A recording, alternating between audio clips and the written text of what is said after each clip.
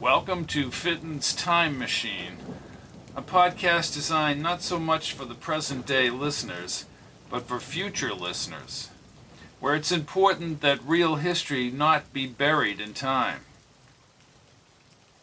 This is Robert P. Fitton. Today's date is September 1st, 2015, and the time travel novel is 1882, 133 years ago. The theme we're going to address is justice. Justice is more than just getting even, though getting even might be one of the fringe benefits. If you're in a court of law, it's all about the law. Juries swear to God that they'll uphold the law and deliver an honest verdict in line with the law and the facts of the case. Anyone over 100, might remember the Scopes monkey trial.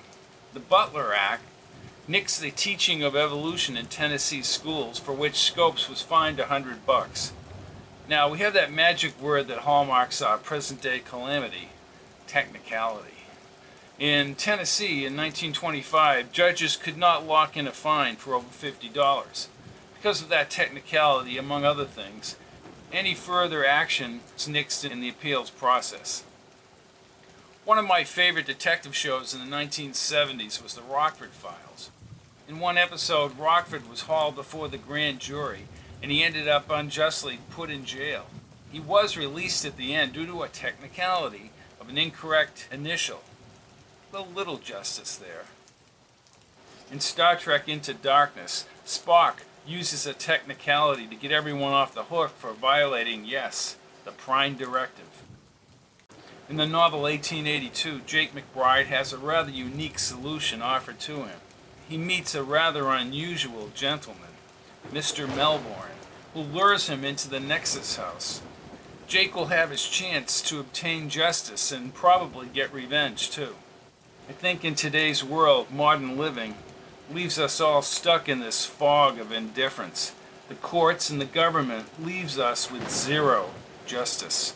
Assistant DA McBride will be offered a chance for justice. He is part of Chapter 2, 1882, inside the Nexus House with Jake and Mr. Melbourne. He wandered under a vibrant crystalline chandelier, but was drawn to the silver frame mirror as high as a basketball hoop. Melbourne smoked the cigar behind him. "Where am I? I don't see myself." "You aren't here.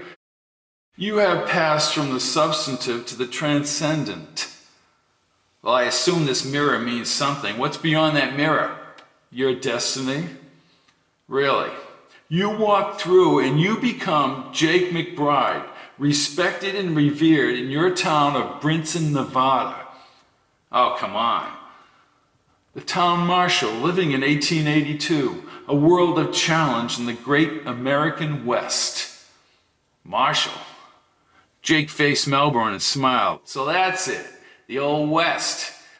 Listen, how do I even know if I can trust you? If you find my credibility suspect, or you sense that my offer is disingenuous, I will bring you back to the health club now with, as they say, no hard feelings." Jake laughed nervously and rubbed his mouth. "Listen, this is just too weird." Melbourne held his wrist again and spoke in a lower voice. "You only have one chance against Johnny, Jake. In this new world, whatever happens, happens. If Johnny dies, he dies. But the converse is true.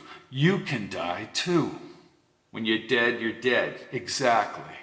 "You're saying if Johnny is killed, he'll really be dead?" "Yes, sir." He raised his brows. "Well, I want the son of a bitch dead." Melbourne's eyes tightened and he nodded slowly. He rubbed his thumb against his forefinger. "You will have that opportunity." A confined hallway with two half-wood cafe doors formed inside the massive mirror. Bouncy piano music spread out with it and glasses clinked within a loud buzz of conversation. Several women in red pleated dresses with low fringe cut around ample cleavage sat on the laps of patrons at the center tables. A broad-shouldered bartender, clad in a white shirt and apron, his hair parted in the middle, mixed a rusty drink for a dingy man with steel gray hair and a wide-brimmed dusty hat. Is that 1882? The Arroyo Saloon, are you ready? Jake surveyed the saloon ahead. I'm not sure. I will tell you this. You'll never get justice if you don't walk through those doors. And Johnny will live his life free to kill again. Jake shuffled closer. Perfume from the dance girls mixed with beer and something cooking. Beer glasses clanged on the bar and the piano music lured him forward. He stepped into the dank air. Afternoon light covered the group of soiled, dust-covered cowhands packed along the wood bar. When he turned to speak to Melbourne, he faced a rough, sod-plank wall. "Melbourne!" Then a rising smile brushed his face. His dusty black leather boots clicked against the worn wood floorboards and his spurs jingled. He wore leather chaps and felt a drooping mustache. Marshal Jake McBride sidestepped toward the bar. The loud saloon sounds, the dried beer, and the pungent drift of the cowpunchers in need of baths was a relief from his being on the range for the last week. Dozens of gritty, drunk, animated patrons surrounded the chipped, stained, and pine tables below a stretch of bright, frosted front windows. Rows of colored liquor bottles lined the bar mirror, reflecting long-haired, unshaven cowhands plopped down along the waxed mahogany bar.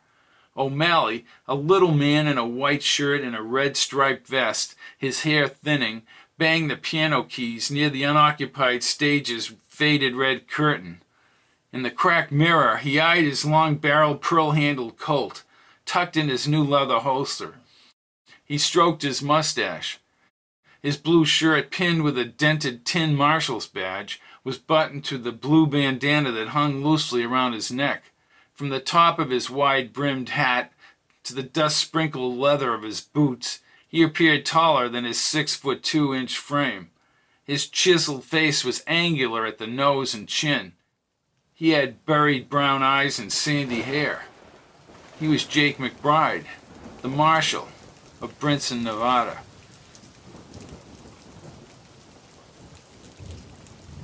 In my next 1882 podcast, we'll talk about the real man behind Rheingold and how the details of his life, his real life in 1882, coincides nicely with the storyline.